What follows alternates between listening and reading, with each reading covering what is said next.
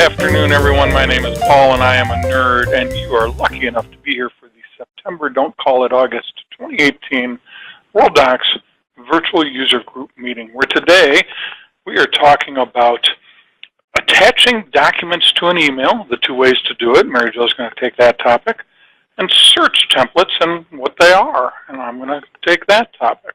There we go. We're just going to jump out of here, say don't save. We're going to go into Worldox.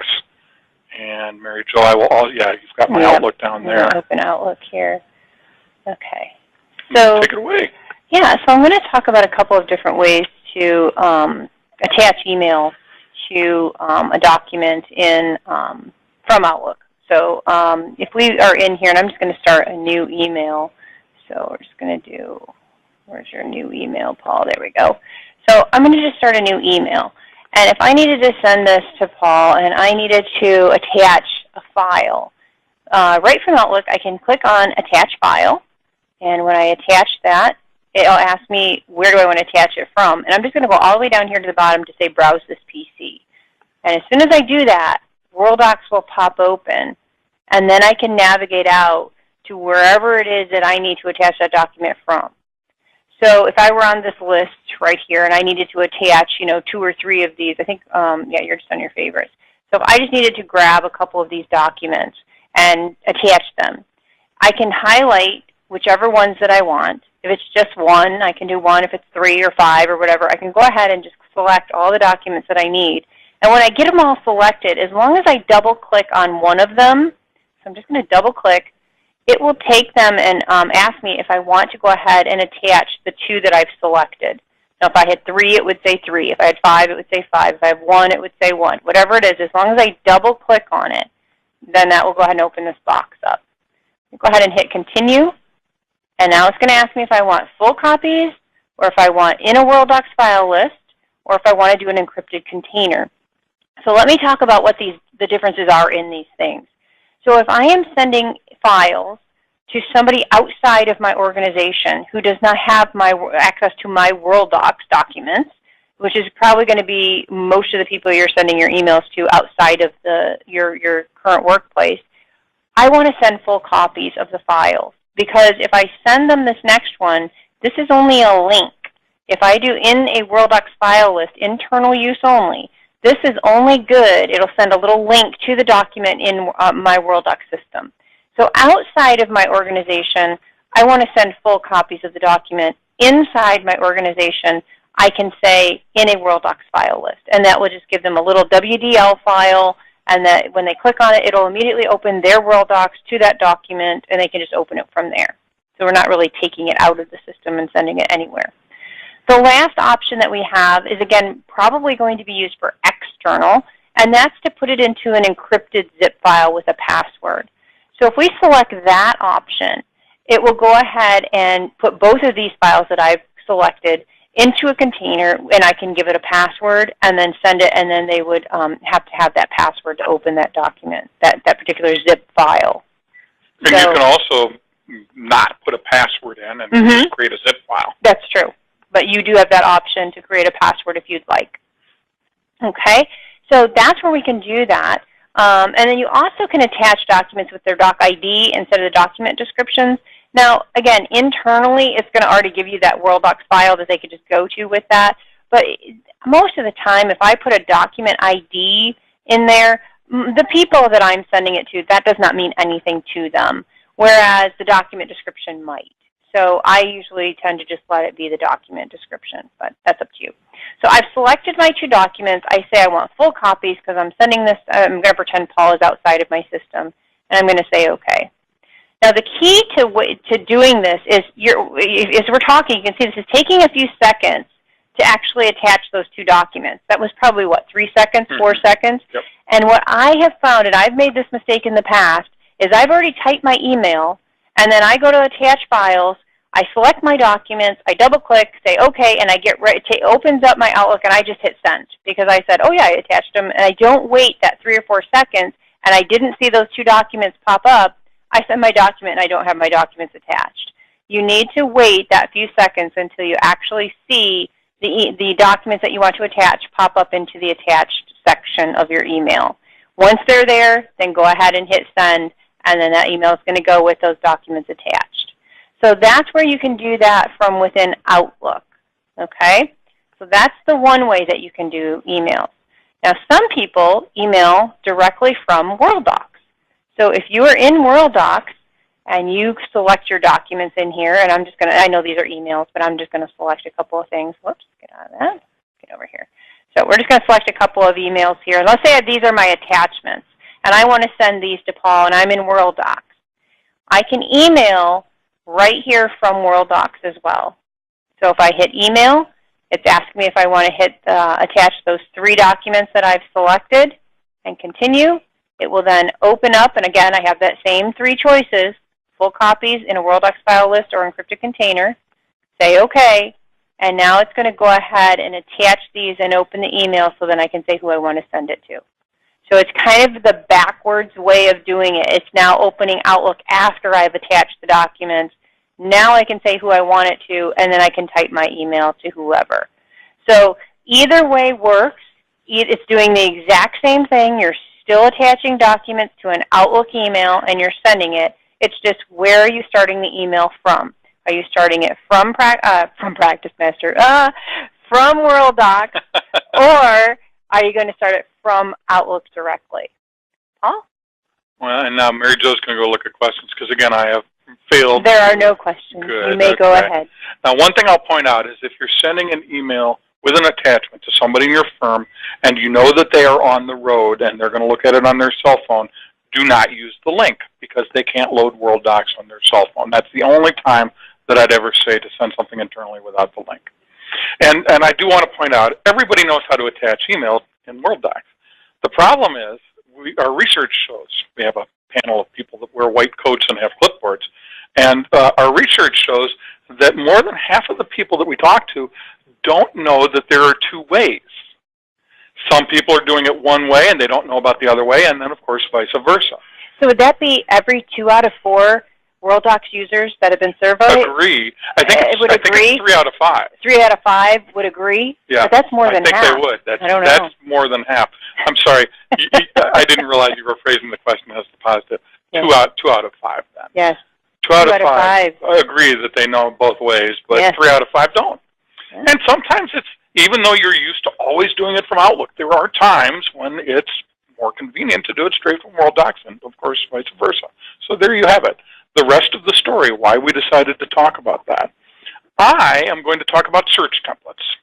So here we are in Worldox, and when I click search in my Worldox, I get some choices. Now we added this Purdue one down here, and we'll get to that in a second. And so we're normally looking for clients, documents, or confidential documents, or email from to. That's my favorite one. What's that email that I sent to Bob? I don't even know what matter I was talking about, but I want to know the email I sent to Bob about the amalgamated contract. So these are search templates. How do you create them? Well, we simply go into search. We get in there anyway. Anyway, that's going to get us there. We create something that we want. Like, let's say, I think that I did a Purdue email, and I'm going to show you now how I would do a Purdue Word documents. Okay? So I'm going to type Purdue just to show you that I'm selecting Purdue, and it's probably going to put that same number in there because that's probably the search I just did. I'm looking specifically for the matter. And maybe not email. I'm sorry. I want samples. So I believe I have one in here called samples, and that's what I'm looking for. I want to replace email with samples. So now I've got a search set up to go that will look at Purdue Law's 00 matter for doc type samples. Here's the key: options. Save template. Now, when you save a template, you can give it a name that has a slash in it, and the slash will become a folder level. So if I type Purdue /samples, and you'll see in a minute what that means. We'll come back to that. You have a selection of whether or not you want to show the template or you want to just perform the search. I'm going to demonstrate the two things, and that'll make it easier to explain that. And then, of course, anytime we're making a change like this, since I'm a manager, I can push it out to everyone or certain groups, or I can say just me. Most of our users are simply going to have the only me option. And so I'm going to go ahead and save. And so now I have two search templates. And when I go into search, you'll notice that now underneath Purdue, there's email, which already existed. And since I put it in as Purdue/samples, that means that there's a folder called Purdue and under it a samples search template. That's what that means. And if I double click that, it should just go find all the documents for Purdue Law that happen to be set up as doc type sample. Now I want to back up for a minute and say, well, why don't we just make a bookmark? Well, bookmarks show up here, or they show up under the Bookmarks tab. This is a different way to do that. It's just a different way to quickly get to something. I think, too, Paul, when we do a bookmark, we can do a bookmark to a list. So if we said we wanted to go to Purdue's documents for a client, we wanted to bookmark to a client. If we wanted to get even more granular and specific and say, use filters and say, just show me emails, and we save that as a bookmark, that doesn't stick. The filters, I don't think, stick in a bookmark. So I think with the search templates, that would stick. That's a good point. Whereas if you do a bookmark to a client, it's just going to be to the client, and then you'd have to go in and filter that search every single time to see emails or pleadings. Incoming or whatever category you decided to select. I'm pretty sure that Whereas would be when you're in a search screen, and I'm just going to go to my modify my last active, I can specify categories and other things like email to, email from, things that I can't really specify in a bookmark. A bookmark is just a list. It's kind of like all the stuff for this matter. However, I can take a list and make it out of a search, Mary Jo, so I guess you can bookmark a search. So I guess that's neither here nor there. But here's my primary reason for making something into a search template, because when users who maybe don't understand bookmarks and maybe don't understand search templates, when they go to search, they are presented with the templates right away. So usually when we are teaching somebody how to make a template, a search template, it's because maybe we've added a new cabinet. Maybe we added a cabinet called firm information. And people want an easy way to get right into a search that's only in the firm information cabinet. This is the way to do it, because the templates come up as a precursor to the search itself. And they are usually your way to get to kind of a drilled down search as you're on your way into doing a search. Now, of course, we have the difference between this, which simply goes out and populates the search box with the things I've selected in the template, Purdue Law, Matter 00 type email, versus this, which performs the search. It doesn't have that interim show me the search criteria so that maybe I can add another word in search in text or search in description. So that's what I meant when I said that we could tell it when we're saving these. Let me just get back into there. We can tell it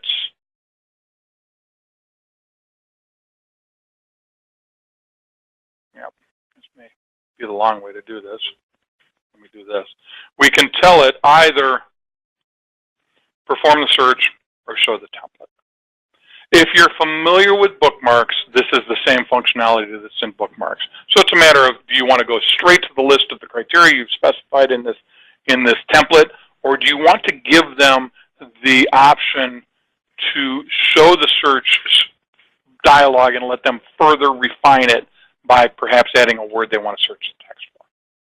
And that's that. Bookmarks and search templates are a lot alike, but one of the main distinctions is that the search templates show up as a precursor to any new search.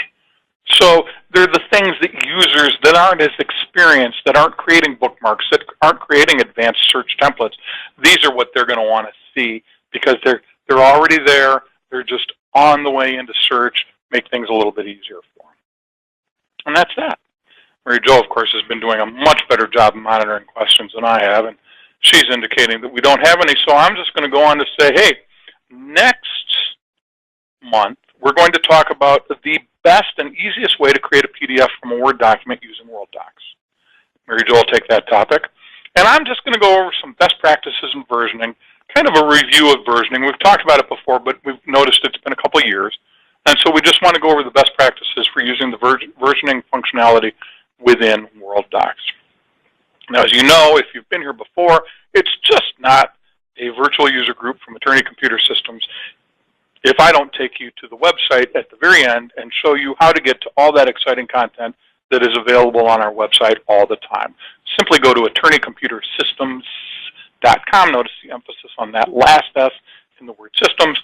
Click on the word videos, and you will be taken to a long-form list of the 6 video titles that are our most popular videos. Of course, we have our 3 virtual user group meetings. You are currently in the Worldox virtual user group meeting. We have one other live event that's recorded as it's being performed, which is our Coffee Pot webinars. So we have our VUGs and we have our Coffee Pot webinars also happening every month, these webinars, these Coffee Pot webinars. And these are just me inviting somebody from another company in to join me, and that company would have a product that adds value to Tabs3 or PracticeMaster or Worldox, and so that's what the Coffee Pot webinars are all about. We also have our pre-recorded titles. We have Mary Jo's eBite video series, where she takes 3 things each month, one in Worldox, one in Tabs3, one in PracticeMaster, and records short little 2 or 3 minute videos, 3 a month, as I said, where we take something really cool that we can explain really quickly and put it into an eBite. The Paul and Mary Jo show is kind of a longer format of the same sort of concept. It's just broader topics or topics that take longer to explain. We record one of these each month, and Mary Jo and I trade off recording videos that go into greater depth, 10, 15, sometimes even 20 minutes of explanation of a certain concept. If you click on any of them, especially the live events, so I'll go into the Worldox virtual user group meeting, you will find at the very top a description of what the Worldox virtual user group meeting is. Since it's a live event, you'll see information on how to register for the next one and what the topics will be. There are 2 links. They are identical. They take you to exactly the same place. It's just that some people like to see what they're clicking on first. And then we, of course, also made the heading or the date a clickable link. As you scroll down, you will find, and this is actually not next month. Patty had to leave because of a family issue, and so she has not done this yet. This will be updated sometime the next day. This one that we're recording will show is currently in post-production because it'll take about a week or 2 to show up here. And then as you scroll down, you'll find recorded versions of everything else we ever did. There are about 850 videos on our website, and we release about 9 or 10 every month. So it's a very large and quickly growing collection of videos with all sorts of topics. If you like to scroll and browse, you can do that, but you can also just type a word. Let's say we were looking at how to email statements and tabs. All we have to do is type the word email in the search box and hit enter, and we should get to a long-form list of everything that has to do with emailing in any regard. So if the word email appears in the title or appears in the description, it's going to show up here for you to watch with a glass of wine sitting by the fireplace on Friday evening, as many people I'm sure do. And so that's it. That's it for today. Everybody have a good rest of today and a good rest of the month, and we will see you in October. Thanks a lot. Bye-bye.